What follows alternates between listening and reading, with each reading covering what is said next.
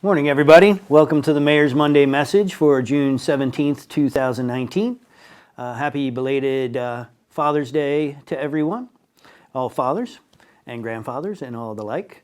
Wanted to talk to you today a little bit about our economic development strategies, some of the things that we're doing in the neighborhood, and then also wanted to respond a little bit to these political attacks that I'm getting in the newspapers from Tanya Thompson Morgan and Cameron Texter.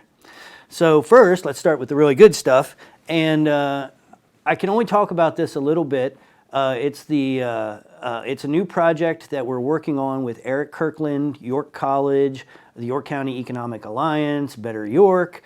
We're all working together on a thing called the Local Sourcing Initiative.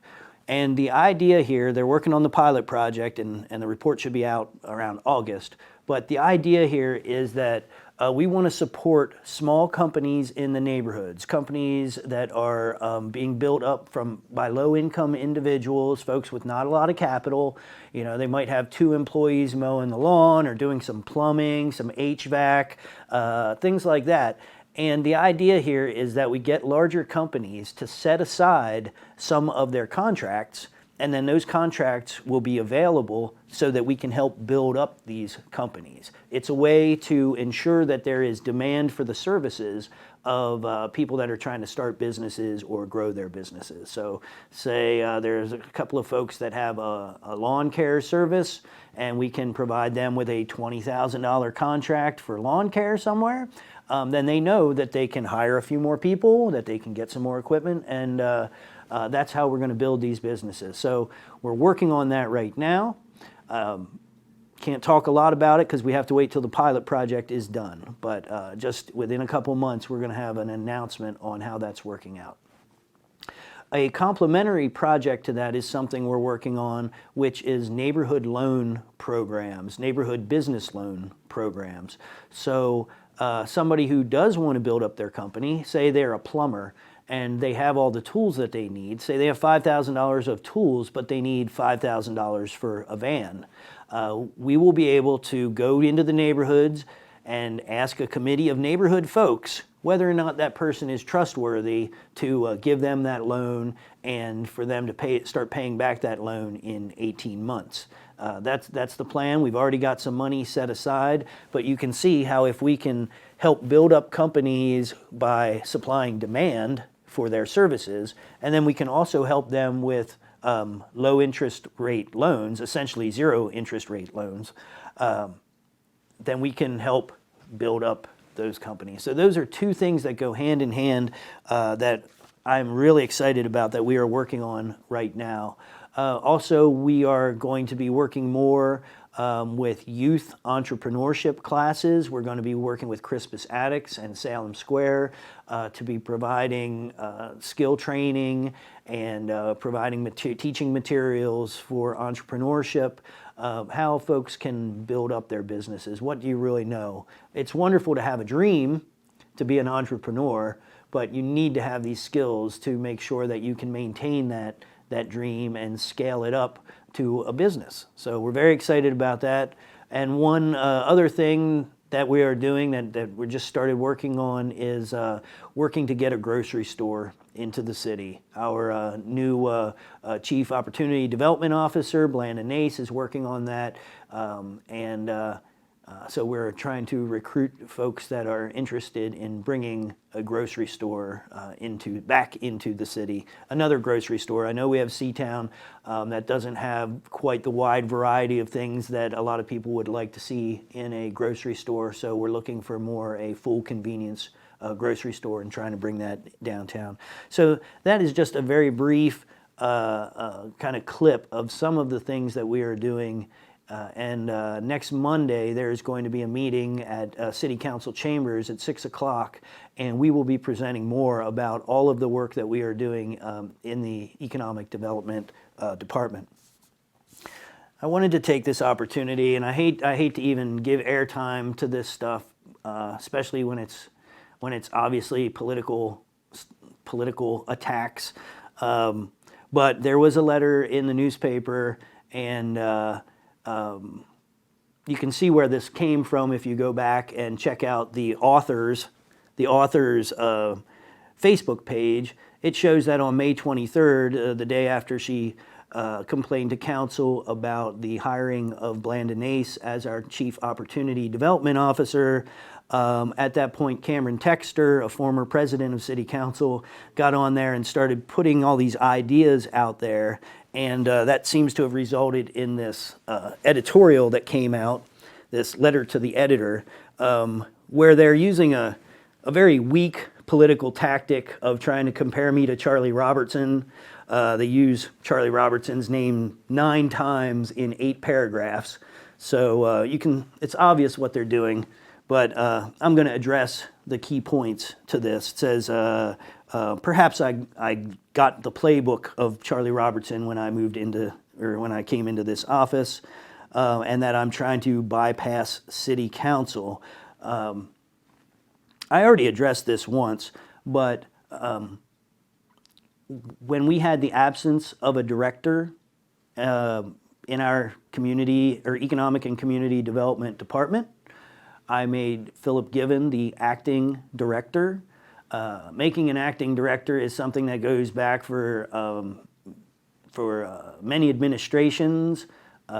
We had acting directors for 4.5 years under the last administration, many different acting directors, and I have acting directors now. My business administrator is acting, my community or economic and community development director is acting. I had an acting chief of police for a little bit. This is a very common thing, and I don't know why former council member Cameron Texter seems to now suddenly think that this is all illegal. It's been going on forever, and there's nothing in the code that says we can't do this. Mayor Bracy did it, Mayor Brenner did it, Mayor Robertson did it. I don't know where this stuff is even coming from other than just silly political attacks. But then it said that I created the Chief Opportunity Development Officer and gave that to Blandon Ace, and that somehow he is the director. Again, I said this before, Blandon Ace has one employee, Cherie McFadden, working under him. She's the RDA and Economic Development Specialist.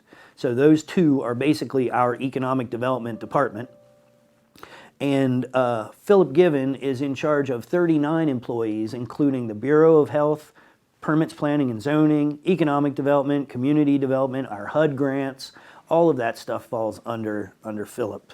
So let's see, I won't go into this other stuff. Robertson. Now it says we have Helfrich following Robertson's lead 17 years later, and look at the similarities. First Council votes down Helfrich's proposal to have York County Economic Alliance, where Nace had worked, take over economic development. I'm not sure that happened. I knew that we withdrew some stuff, maybe they did. But Blandon Ace didn't work for the Economic Alliance when I hired him. He hadn't worked there in months. I'm not trying to, and never was trying to, give away economic development to the county. That was a non-factual assertion of some people who didn't like the idea of saving $100,000 by including our economic development people with the Economic Alliance. They would have still been, I'm not going to fight this battle, I'm not trying to even go there, but they were never going to be turned over to the county. That was a silly thing. And I did hire Nace because he had 15 years of experience in redevelopment in the city of York.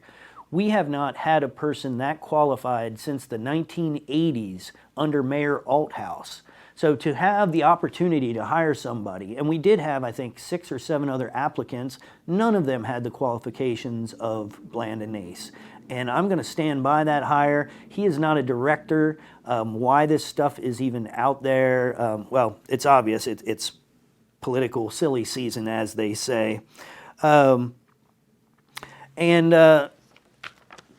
Just to conclude, I'm the mayor.